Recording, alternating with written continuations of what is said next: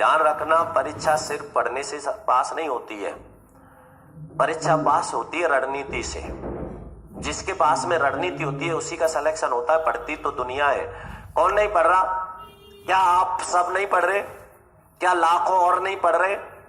लाखों फॉर्म भरे जाएंगे, कम से कम 10 लाख से ऊपर। क्या 10 लाख नहीं पढ़ते तो 5 लाख तो पढ़ते हैं, और 5 लाखों का सिलेक्शन होता है। अधिकांशतः सिलेक्शन उनका होता है जो रणनीति से पढ़ते हैं, जो स्मार्ट तरीके से पढ़ते हैं। और जो 18-18, 20-20 घंटे पढ़ते हैं, कभी उनका सिलेक्शन नहीं होता है। वो सिर्फ 18-20 घंटे पढ़ते ही रह जाते हैं। और ये बात मैं कह रहा हूं, ये बात आप भी बताओ, क्या आपके बीच में ऐसे मित्र नहीं है क्या जो रात और दिन पढ़ते हैं और उनका आज तक सिलेक्शन नहीं हुआ? और ऐसे नहीं है क्या जो दिन भर मस्ती करते हैं और उनका सिलेक्शन हो गया? रात में थोड़े पढ़ते, वो पढ़ते हैं स्मार्ट तरीके से, कम पढ़ते हैं लेकिन स्मार्ट तरीके से। बहुत से क्या करते हैं, और ये वजह आप अच्छे से जानते हो, जिस एग्जाम में नेगेटिव मार्किंग नहीं होती उसमें समय कम मिलता है, नहीं मिलता? जिसमें नेगेटिव मार्किंग होती है उसमें समय कम से कम 1.5 घंटा, 1 घंटा कम से कम एक्स्ट्रा मिलता है, कम से कम 1 घंटा। क्या सोचा है आपने कभी ऐसा क्यों होता है? क्योंकि पेपर में आपकी परीक्षा ज्ञान की नहीं होती, धैर्य की होती है। किसकी परीक्षा होती है? धैर्य की। ऐसे कौन कौन बैठे हैं यहाँ पे जिन्होंने फर्स्ट ग्रेड या सेकंड ग्रेड का एग्जाम दे रखा है? अब सुनो ध्यान से, जिन्होंने फर्स्ट ग्रेड सेकंड ग्रेड का एग्जाम दे रखा है वो सुनना, और अगर मैं सही कह रहा हूं तो हाथ खड़ा करके बताना। यदि आपने अपने पेपर में नेगेटिव मार्किंग नहीं करी होती तो आज यहां बैठना पड़ता? नेगेटिव मार्किंग को अगर हटा दिया जाए तो आज आपका सिलेक्शन हो गया होता, नहीं हो गया होता? सही बात है, नहीं है? सिर्फ नेगेटिव मार्किंग की वजह से सिलेक्शन रुकता है। और पेपर में अधिकांशतः वो प्रश्न गलत होते हैं जो सरल होते हैं। कठिन प्रश्नों में कई बार तुक्का मारे आते हो तो आप घर आके देखते हो तो सही निकल जाता है, लेकिन सरल प्रश्न पेपर में सबसे ज्यादा गलत होते हैं। इसी वजह से क्या किया जाता है, जो पेपर होता है जिसमें नेगेटिव मार्किंग होती है उसमें समय दिया जाता है कम से कम 1 घंटा एक्स्ट्रा, कम से कम 1 घंटा समय देते, नहीं बचता क्या? और 1 घंटा बचा, मान लो आपने एक बार में कोई पेपर हल किया, आप 70% पेपर को एक बार में हल कर देते हो। और आप अच्छे से जानते हो मेरिट कितने पे जाती है? 70 से 80 के बीच में। कितने परसेंट पे जाती है मेरिट आपकी? 70 से 80 के बीच में ही जाती है, नहीं जाती? लड़ाई सिर्फ 5 प्रश्नों की ही होती है। जो रणनीति बना के पढ़ता है, जो रणनीति से पढ़ता है वो 70 से 75 आराम से पहुंच जाता है। और जो रट के पढ़ता है या जो 12-12, 14-14, 16-16 घंटे रात और दिन किताबों में रटता रहता है वो 70 से 65 पे आ जाता है। उसका कारण क्या होता है, ध्यान से समझना। मैं ये चीज बताता नहीं लेकिन थोड़ा सा छेड़ दिया इसलिए बता रहा हूं, समझ लेना। 1 घंटा एक्स्ट्रा टाइम इसलिए दिया जाता है कि वो वहां पर परीक्षा होती है तुम्हारे धैर्य की। और धैर्य की परीक्षा क्या होती है? जब भी आप पेपर देने जाते हो, ऐसा कौन है जो सिर्फ 1 पेन लेके जाता है?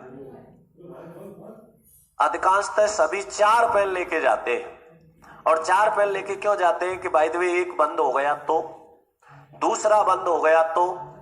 नेगेटिव तो तुम तब हो जाते हो जब घर से जाते हो।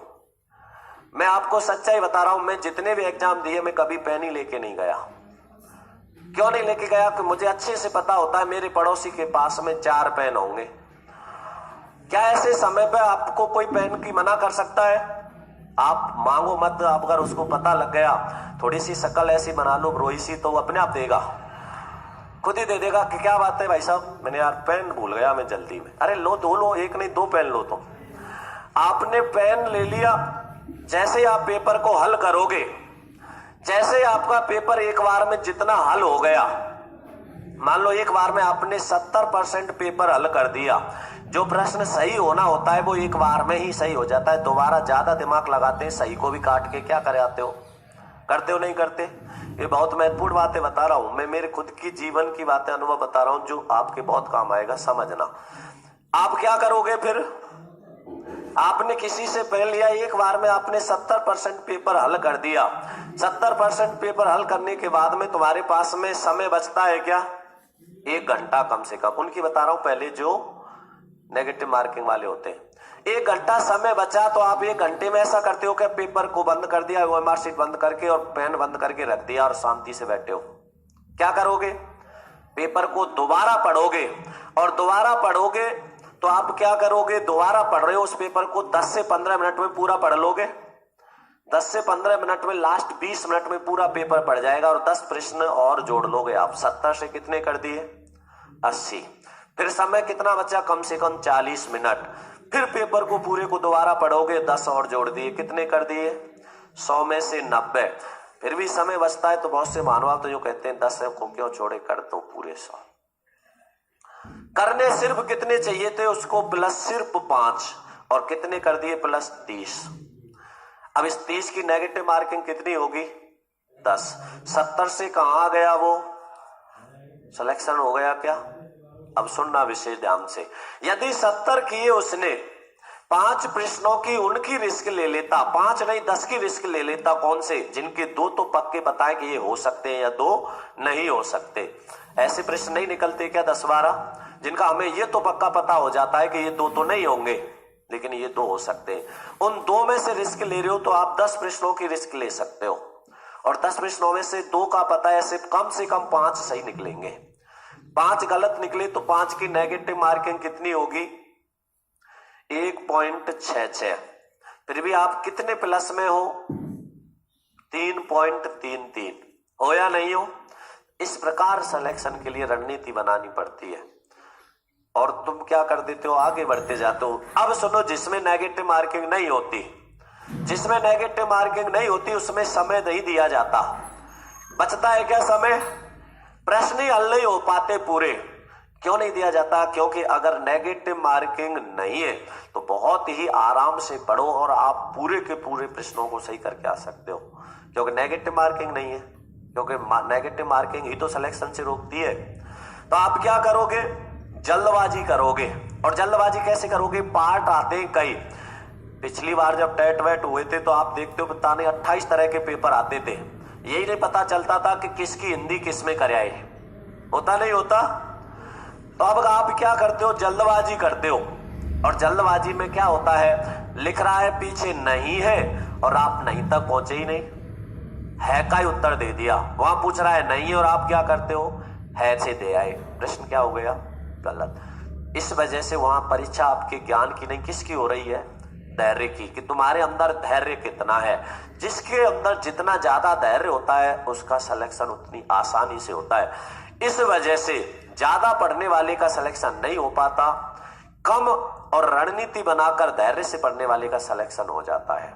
तो इसलिए सिर्फ पढ़ाई से ही नहीं होता, रणनीति भी बननी होनी चाहिए। मैंने अधिकांश लड़कों से लड़कियों से सुना है कि सर साइकोलॉजी याद होती नहीं है, सबसे सरल विषय है, और आप उसकी कह रहे हो याद नहीं होती। सबसे सरल विषय ही साइकोलॉजी है, जो याद करने की जरूरत ही नहीं पड़ती, उसको जीना पड़ता है, अनुभव लेना पड़ता है उसका। मैं खुद कह रहा हूं, मुझे सबसे कठिन सब्जेक्ट लगती साइकोलॉजी थी, लेकिन जब उसको समझा, सबसे सरल विषय, क्योंकि जन्म से वृद्धावस्था तक हमारे जीवन पर ही तो आधारित है। लोग कहते हैं परिभाषा रटते, याद ही नहीं होती। रटनी नहीं है, रचनाकार है जो परिभाषा का लेखक है उसका ध्यान रखो, और कोई हर परिभाषा में, हर लेखक की परिभाषा में कोई एक महत्वपूर्ण शब्द नहीं होता, उस शब्द को रखो याद और लेखक को याद रखो, परिभाषा याद ही नहीं करनी।